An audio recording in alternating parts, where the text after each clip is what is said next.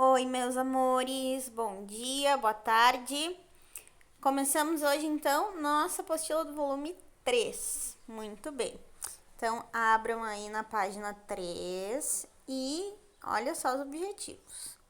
Identificar e avaliar recursos linguísticos e estruturais na construção do gênero crônica. O que isso quer dizer? Que estudaremos o gênero crônica e suas características. O que compõe esse gênero? Como é que eu identifico que um texto é uma crônica? Como é que eu sei quando o texto é uma crônica? Então, é isso que nós vamos descobrir. Aí, gramática. Compreender as regras de concordância nominal dos adjetivos e dos pronomes. Super tranquilo. Reconhecer as características dos adjuntos adnominais e sua utilização. Muito bem, esse a Pro vai fazer uma aulinha só sobre ele separada, além da apostila. Aí depois, produzir uma crônica argumentativa e participar de um debate regrado. Muito bem. Então, vamos lá. Trajetória de leitura. Pro vai ler uma crônica aqui com vocês, então acompanhem aí. Ela é bem curtinha, o vídeo não vai ficar extenso por isso. E aqui tem um link. Esse link é direcionado ao positivo on com um textinho extra que depois vocês podem olhar. Pro vai liberar ele para vocês lá no sistema também para ficar mais fácil, mais rápido, acesso direto. Ou aproxime o celular aqui na apostila e abre o textinho ali. Crônica narrativa. Por relatarem acontecimentos corriqueiros, as crônicas narrativas estão vinculadas a um contexto cotidiano familiar para o autor e para o leitor. As ações se desenvolvem em lugares e tempos bem delimitados, a fim de produzir uma reflexão sobre os elementos que fazem parte do nosso dia a dia. O que isso quer dizer? Quer dizer que a crônica trata de um fato atual. Só que no verbo socar, que não existe, agora existe porque eu inventei, ela é diferente da notícia, por quê? A notícia, ela relata um fato fidedigno, lembram disso? Tal qual, como aconteceu, que é relevante. Aqui, ele também é relevante, mas não é uma notícia. É diferente. É um texto que fala de um assunto cotidiano, um assunto que é quase banal e traz uma espécie de lição. Ele é pertinente, ele é importante para as pessoas que vão ler, né? Todo mundo convive com esse assunto, conhece alguém que conviva. Por exemplo, o Luiz Fernando Veríssimo escreve crônicas. Lembram que eu proleu com vocês uma vez? E ele escolhe um assunto do dia a dia e faz humor em cima daquele assunto, né? Faz a gente rir. E assim ele critica, ele questiona algumas atitudes das pessoas. Então é essa a ideia da crônica. Tranquilinho? Vamos lá. Leia a crônica a seguir, atentando para os dados contextuais indicados no texto. Olha os dados contextuais, o contexto, onde é que ela acontece. Blocos de desmontar. Quando eu era menino, vi num documentário alguns monges tibetanos fazendo desenhos intrincadíssimos de areia para simbolizar as coisas passageiras. O que é intrincadíssimos? Muito embaraçados a algo, emaranhados, entrelaçados, ou seja, muito bem construído, como um texto bem escrito. As coisas de fato passaram. E quem é menino, agora é meu filho. Mas o tempo também tem suas voltas. E como era de se esperar de um sujeito como eu, ganhei com o nascimento dele uma desculpa para comprar brinquedos. Vou aumentar o brilho aqui. Não somos muito de pilhas e luzes. Nossos preferidos são os blocos de madeira. Temos nos dedicado à construção de castelos. A imaginação do meu filhote me delicia. Ora é o castelo de um elefante, ora é a casa dos peixes, ora é o quarto da vovó.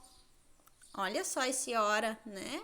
Esse ora sem H, indicando momento. No momento é Casa dos Peixes, em outro momento é o quarto da vovó, em outro momento é o Castelo do Elefante. Sublinha ali, para sempre lembrar. Todos, inevitavelmente todos, são destruídos. Noto, aliás, que para ele a graça maior está em derrubá-los. Às vezes peça por peça, às vezes tudo num golpe só.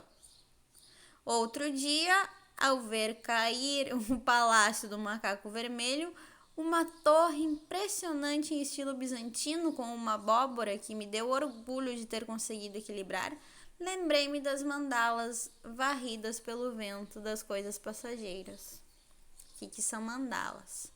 Símbolos gráficos compostos de figuras circulares, os quais estão presentes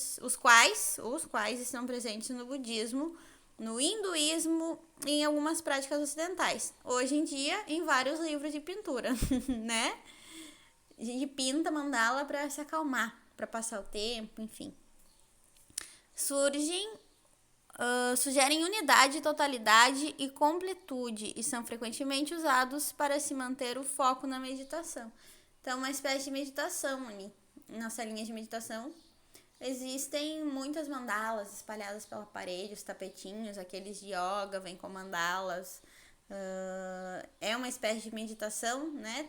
Pintar mandalas. Por quê? Porque você fica ali concentrado naquele movimento e o tempo passa, você nem se dá conta. Vai só pintando. E seguindo, virando a página. O que me frustra, meio adulto, meio criança, é ver o castelo desmontado antes de tê-lo concluído. Vaidade. O que é estar completo? Algum castelo um dia se dirá pronto para ser derrubado? Não quererão sempre subir mais e mais? Não se julgarão eternos? São destruídos quando meu filho, pouco mais que um bebê, quer. A mim, se quiser brincar, só cabe aceitar a vontade de quem é na brincadeira maior do que eu. O brinquedo é dele. E assim meu menino vai me ensinando a lição valiosa. A vida nos permite montar. A gente fica muito orgulhoso do castelo que ergueu, mas os tijolos são dela. Os blocos, no fim, não são só de montar, são de desmontar também. Muito bem. E atenção aqui para a informação que eu tenho abaixo do texto. Né? Eu tenho ali o autor, eu tenho onde ele foi publicado. Atentem sempre para isso aqui. Lá em cima, lá na outra página, o texto falava sobre o estilo bizantino. O que é o estilo bizantino? Bizantino, olha só aqui embaixo, a arte bizantina contempla as diversas formas artísticas, majoritariamente de cunho religioso cristão, produzidas durante o Império Bizantino, que se estendeu do século IV ao século XV. Nesse contexto, a arquitetura ocupava lugar de destaque. Entre as principais características dessas construções estão as abóbadas ricamente adornadas, como a mostra na imagem ao lado. Então, olha só essa abóbada. Essa abóbada, ela é toda desenhadinha, ela é toda rica em detalhes. Olha ali, tudo feito à mão. Quanto mais você vai olhando, não consegue aproximar mais. Quanto mais vai olhando, mais detalhes você vai encontrando. E ali, o Império Bizantino, ele era dividido em dois. Um rei, lá do Império Romano, chamado rei Teodoro o Grande, ele dividiu seu reinado entre os dois filhos. E aí um deles ficou responsável pelo Oriente. E aí ele coordenava lá seu reinado. E durante o reinado desse segundo filho, né, ficou conhecido como arte bizantina, o reinado bizantino, certo? Por isso, aqui algumas características desse período se revelam na arte, ou seja, a gente chama de arte bizantina tudo que remete àquele período histórico. Tranquilo? Depois a Pro pode passar uns links para vocês, se vocês ficarem curiosos, quiserem saber mais sobre isso. Beleza? Então agora a gente vai para interpretação textual, que é muito tranquilo. Número 1. Considerando o texto lido, registre as informações a seguir. Quem é o autor da crônica, o título da crônica e o título do livro em que a crônica foi publicada. Isso tudo está onde? No texto. Volto lá no texto, observo o autor, observo o título e respondo aqui. Muito bem. 2. O tema central dessa crônica é, aqui eu só tenho uma resposta correta. A dificuldade do filho em construir edifícios com blocos de montar, a lembrança da infância ressurgida nas experiências vivenciadas com o filho, a importância de se montar blocos com os filhos e a comprovação de que é melhor se divertir com brinquedos manuais do que com eletrônicos. Tá. Mas tudo isso aqui eu encontrei lá no texto. Tudo isso está no texto. Realmente, todas essas questões estão lá. Mas olha o que a pergunta pede, o tema central. A mais importante, eu tenho um tema num texto, eu sempre tenho um tema central e temas secundários, que são aqueles que vão circundando o principal. Então, qual é o principal? Qual é o mais importante? Qual é a lição que ele quer deixar no final? Aí eu já acho minha resposta. 3. Quais são os personagens da história? E muito fácil, muito fácil, muito fácil. E indo para a próxima página, página 5, número 5, não, número 4. No texto, o pai utiliza a expressão "o tempo também tem suas voltas" para descrever sua relação com o filho. Explique o significado dessa expressão. Por que ele diz o tempo tem muitas voltas? A gente escuta muito isso, né? O mundo dá voltas, a vida tem suas voltas. O que essa expressão quer dizer? Então, coloque ali com as suas palavras como é que você entende essa expressão. E o que o pai quis dizer lá no texto utilizando isso. Beleza, amores? B. De acordo com o pai, qual é a vantagem das voltas dadas pelo tempo? Ele diz que isso, né, tem uma vantagem, que tem uma coisa boa. O que acontece que deixa ele feliz com essas voltas? Onde é que ele se sente contente? Em que momento ele se sente contente? E aí ele fala dessas voltas. 5. Na crônica, o pai se diverte com a criatividade do filho, descrevendo algumas das construções que ambos fizeram com blocos de madeira. Assinale a alternativa que não identifica uma dessas construções. Olha ali o não bem grandão. Qual é a que eles não fizeram? A Casa dos Peixes, a torre em estilo bizantino, o Castelo do Elefante, a Mandala, o Palácio do Macaco Vermelho. Tem uma delas que eles não fizeram. Qual foi? Marque ali para prova. E 6. No início do texto, o narrador menciona um documentário sobre monges tibetanos. Um documentário sobre monges tibetanos. E ele faz isso mesmo? Olha lá, vamos comprovar. Quando era menino, vi num documentário alguns monges tibetanos fazendo desenhos intricadíssimos de areia para simbolizar coisas passageiras. Certo, então tá. Então vamos ver o que a gente tem que fazer com isso aqui. Pesquise o que é um documentário e registre suas conclusões nas linhas a seguir. Então, vá lá no Google e pesquise características do documentário. O que é um documentário? E aí, coloque ali. B. Cite algumas semelhanças entre os gêneros documentário e crônica. Essa aqui é uma boa pergunta. Essa faz a gente pensar. Olha aqui do ladinho o que eu tenho de dicas, caso vocês queiram assistir um documentário para responder essas questões. Confira alguns títulos de documentários famosos. Caverna dos Sonhos Esquecidos, de 2010, sobre a arte pré-histórica. Uma Verdade Inconveniente, de 2016, esse é bem legal e bem pesado também. Sobre o aquecimento global. É até legal que a gente veja agora, né, com tudo isso que está acontecendo no Pantanal, na Amazônia, no ano passado. Esse calor que a gente está sentindo essa semana foi terrível. Por que isso acontece, né? Então, isso é bem atual. Se vocês quiserem ver, vale muito a pena. Roda do Tempo, de 2003, que acompanha a mais importante cerimônia de criação da mandala de areia tibetana. E Janela da Alma, de 2001. em que vários escritores, cineastas e pensadores fazem reflexões sobre a importância do olhar. Essa da mandala também é bacana, porque é uma cerimônia onde eles fazem a mandala e depois destroem a mandala. Isso lembra que quando eu tava no 6º ano, 7º, na verdade do 6º até o 8º, eu fazia tapetes na rua. Todo ano, cada turma fazia o seu tapete, valia a nota. Aí a gente passava um semestre todo tingindo serragem, se preparando, organizando, e dava briga, e fazia coisa, aí se entendia, fazia um negócio lindo lá, um tapete todo colorido. Passava um dia com o tapete, no final do dia tinha que destruir o tapete. E por quê?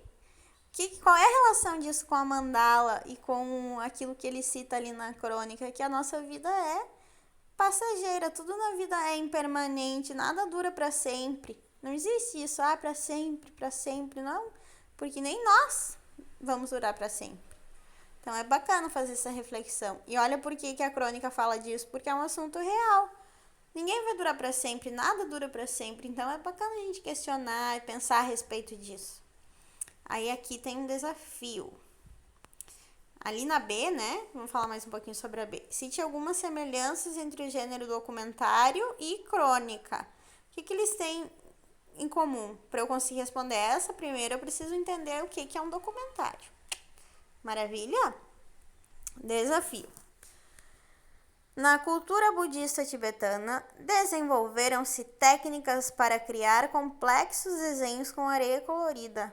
Essas obras de arte se chamam mandalas de areia e são confeccionadas em períodos específicos do ano, durante festivais.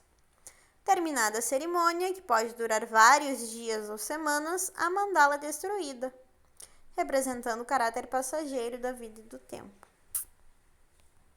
Olha aí. Compare os fatos escritos na crônica blocos de desmontar o significado da mandala de areia. Agora ficou mais fácil para a gente responder essa, né? Por que aquela crônica usa esse tema? Escreve ali para prova. 8. Assinale V para as afirmativas verdadeiras e F para as falsas. E em seguida, reescreva as falsas corrigindo-as. O que eu faço aqui? Eu vejo aquela que está correta e marco V. Aquela que está errada, eu preciso corrigir. Preciso escrever embaixo ela de novo, a frase toda, mas de maneira correta. Tranquilo? Olha, construído em estilo bizantino, Palácio do Macaco Vermelho, apesar de apresentar uma abóbada que deu orgulho ao pai, é derrubado pelo filho. Isso acontece lá no texto? Sim ou não? Se sim, eu não tenho nada para corrigir. Eu marco um V. O pai fica frustrado ao se lembrar das mandalas varridas pelo vento por perceber como as coisas são passageiras? Ele se sente frustrado, sim ou não? Se não, eu preciso corrigir. O pai não fica frustrado. Tranquilo? E como é que eu faço isso? Lendo o texto de novo. Interpretação textual é isso, é ler quantas vezes eu acho necessário. Se precisar ler 3, 4 vezes o texto, eu leio 3, 4. Tá bem? Então, façam essa aqui, voltem lá no texto, leiam de novo. 9. Se o nome do brinquedo é blocos de montar, por que, em sua opinião, o cronista deu ao texto o título blocos de desmontar? O que vocês acham? Responda lá, ó, na sua opinião. Então, uma resposta pessoal. 10. O autor se faz alguns questionamentos diante das brincadeiras do filho. Transcreva o trecho em que isso fica evidente. Volto no texto e encontro. Para não vai ficar voltando, para não ficar um vídeo muito extenso. Essas perguntas podem ser consideradas retóricas? Justifique sua resposta. O que é algo retórico, pro? Retórico é uma pergunta. Uma pergunta retórica não tem como objetivo principal receber uma resposta direta do interlocutor, mas estimular o raciocínio dos ouvintes para apresentar ou enfatizar um assunto importante. Então, aquilo que é retórico é aquilo que não exige uma resposta. Quando com vocês sobre algum assunto e eu não exijo que vocês respondam, mas que vocês fiquem pensando a respeito dele, como na aula passada, lembram? Aquela é uma pergunta retórica. A gente falava sobre política, sobre a Constituição, né, de 88, a importância do Estado laico, uma pergunta retórica. Eu preciso pensar, né, se os candidatos lembram disso, que o Estado é laico, que todas as religiões têm que ser respeitadas de igual maneira. Eu não posso dizer que uma está certa e todas as outras estão erradas. Cada um, né, é livre para acreditar naquilo que quer ou não acreditar, né? E tudo isso deve ser respeitado para que a gente viva bem em comunidade. Então, isso é uma pergunta retórica. Eu fico pensando a respeito, eu reflito, mas eu não preciso apresentar uma resposta concreta, né? E aqui os nossos últimos exercícios da linha de hoje, 11 e 12. 11. Leia as características do gênero crônica listadas a seguir e exemplifique os itens de acordo com a crônica credo, com a crônica Blocos de Desmontar. Falei igual Cebolinha agora. A. Apresenta elementos típicos de uma narrativa como narrador, personagem e enredo. Uma sucessão de acontecimentos contados no decorrer do texto. Então, olha só o que a pergunta me pede. Leia as características do gênero crônica e exemplifique os itens. Então, eu vou lá no texto achar tudo isso aqui, certo? Apresenta trechos reflexivos ou argumentativos. Onde é que lá naquela crônica eu encontro um pedacinho do texto que seja reflexivo, que seja argumentativo? Em geral, a linguagem é leve, marcada por elementos de coloquialidade. Né? Onde eu uso a linguagem coloquial, que não é aquela que a gramática dita. É uma linguagem que eu uso para falar com os meus colegas, né? Para falar com a mãe, com o pai, com o amigo. É diferente daquela que eu preciso usar para escrever um texto, por exemplo, e mandar para a pro. Né? O jeito que eu converso com a pro é o jeito coloquial, mas o jeito que eu escrevo para pro não pode ser coloquial, tem que ser conforme a gramática exige, né? Então eu vou lá no texto achar exemplos de linguagem coloquial. D. A temática dos textos são os acontecimentos do cotidiano. E aí, brincar com bloquinhos é acontecimento do cotidiano? Sim. Então, eu acho lá no texto um pedacinho que fale disso e transcrevo aqui. Maravilha. 12. Com base no texto estudado e nas atividades realizadas, escreva um parágrafo resumindo as características do gênero crônica. Então, agora aqui eu vou colocar o que eu entendi. O que é uma crônica? Se eu parar alguém na rua e quiser falar para essa pessoa, hoje eu estudei crônica na aula de português. O que é a crônica? Essa seria a resposta. Eu vou estar ali na beira da praia e vou falar pro pescador o que é uma crônica. O que eu falaria para ele? O que eu entendi? O que é uma crônica? Então, anote ali. Encerramos aqui, meus amores, na página 7, né? Na página 7, exercício 12. Certíssimo? Então, bons estudos e vão fazendo e mandando foto. Qualquer dúvida, para estar à disposição. Beijinhos e até a próxima aula.